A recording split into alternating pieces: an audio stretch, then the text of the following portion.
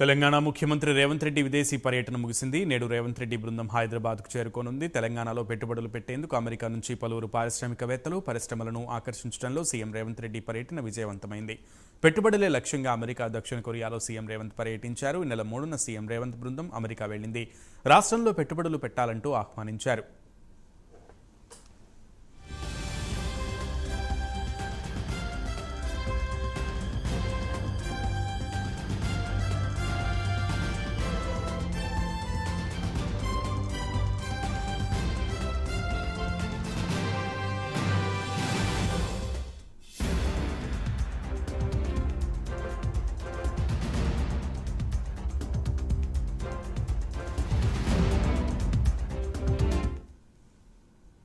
నేడు కాగ్నిజెంట్ కొత్త క్యాంపస్కు శంకుస్థాపన చేయనున్నారు. కోకాపేటలో సీఎం రేవంత్ రెడ్డి శంకుస్థాపన చేయనున్నారు. ఈ నెల 5న తెలంగాణ సర్కార్తో కాగ్నిజెంట్ ఎంఓయూ కుదుర్చుకుంది.